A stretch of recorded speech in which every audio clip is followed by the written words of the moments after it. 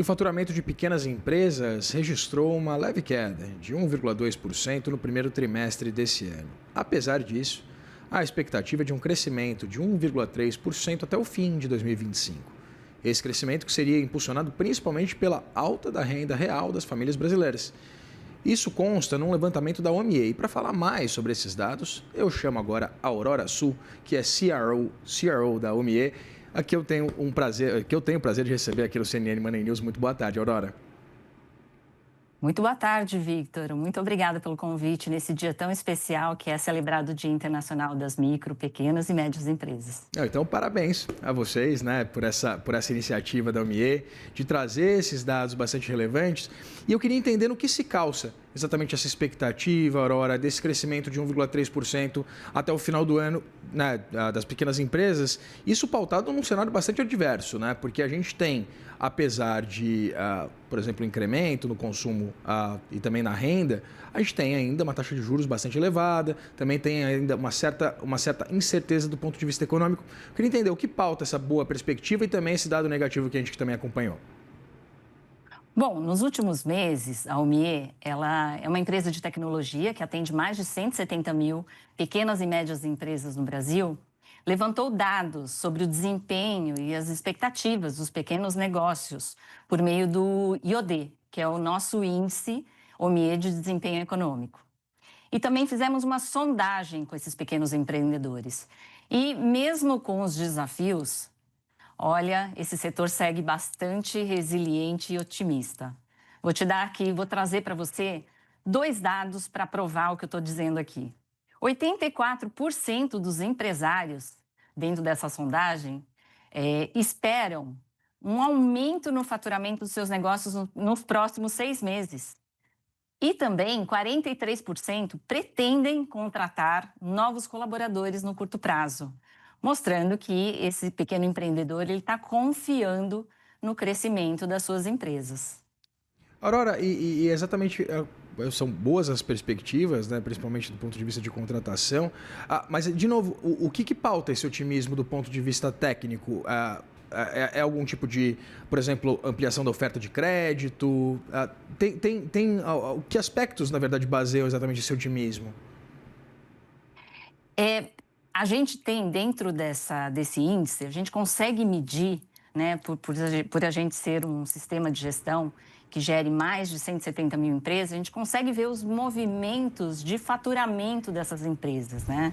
E o que a gente tem visto? A gente tem percebido que as empresas, mesmo com esses desafios, estão otimistas, estão investindo mais, estão acreditando mais no país e também a gente viu um crescimento bastante significativo em alguns setores da economia, como, por exemplo, o comércio. Desde a pandemia, ele vem crescendo muito, né? Então, tem alguns setores que acabam sendo mais otimistas aí nesse desempenho.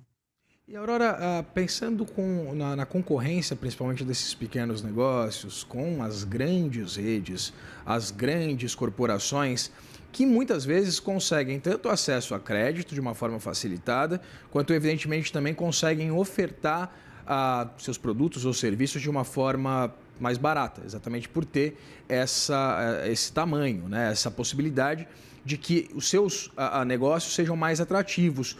Como é que as empresas vêm se adaptando exatamente a essa concorrência e esse novo cenário, inclusive, com uma presença bastante significativa de grandes companhias nos mais variados setores?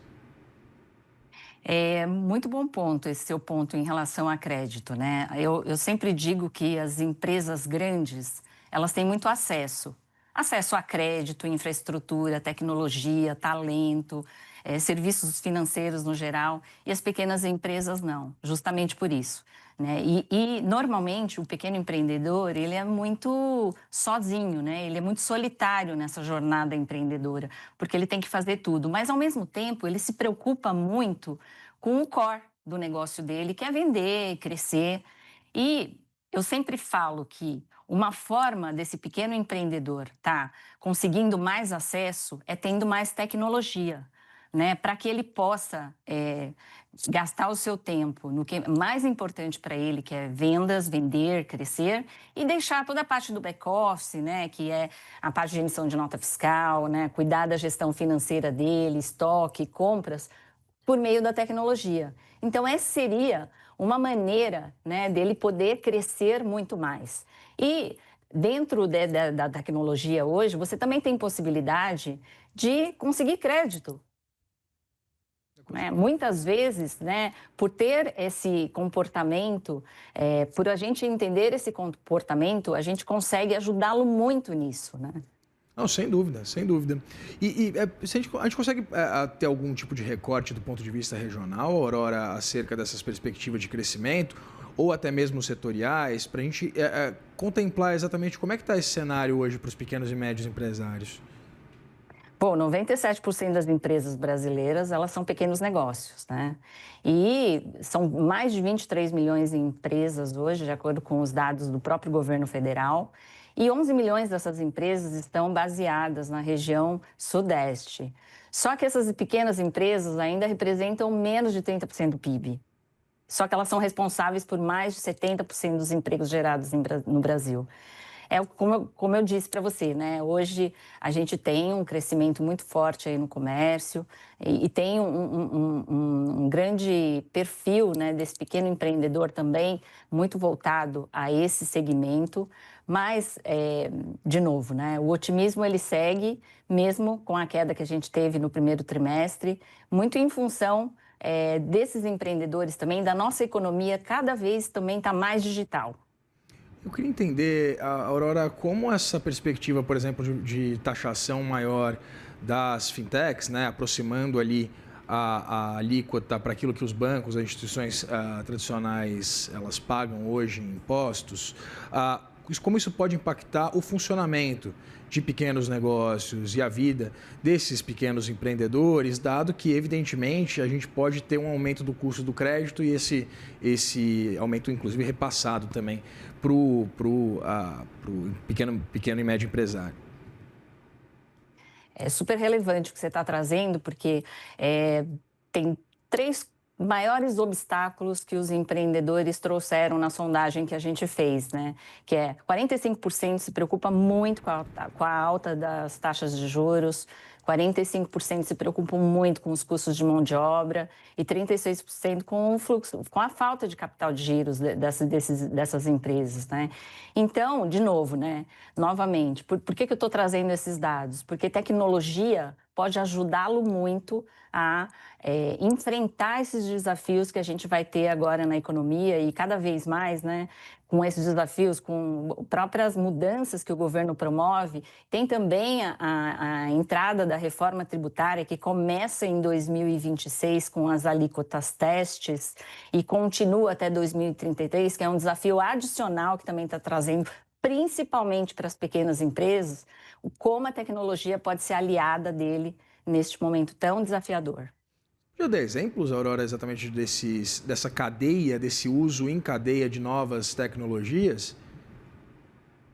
Primeiro, né, trazendo até o exemplo da reforma tributária, porque eu acho que ele é um exemplo muito tangível e que a gente vai começar a viver, e as empresas que precisam olhar para isso, inclusive, desde agora, né?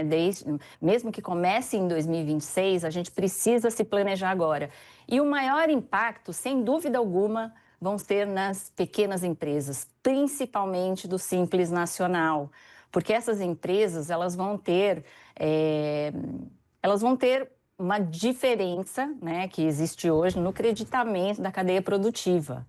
E, normalmente, essas empresas estão no Simples Nacional, com IVA por dentro, né, e elas vão ser forçadas, inclusive, pelas grandes empresas que elas fornecem, a também creditarem, né, essa parte tão importante. As empresas grandes, inclusive, já estão muito preocupadas com esse ponto, olhando até a cadeia de fornecedores deles, porque eles não vão abrir mão desse crédito, né, que eles têm direito, inclusive, porque isso vai fazer muita diferença no fluxo de caixa dessas empresas. Então, é muito importante que essas empresas do Simples Nacional se preparem desde já, para entender todos os impactos da reforma tributária, que inclusive é uma reforma que teve que mudar a Constituição para isso acontecer e estarem dentro do jogo, porque o que a gente está vendo? Que se elas não se prepararem, provavelmente essas empresas não vão sobreviver. A gente conversou aqui com a Aurora Sul, que é CRO da Aumie. Queria agradecer a sua disponibilidade, dizer que as portas estão sempre abertas aqui no Money. Obrigada, Vitor. Até mais.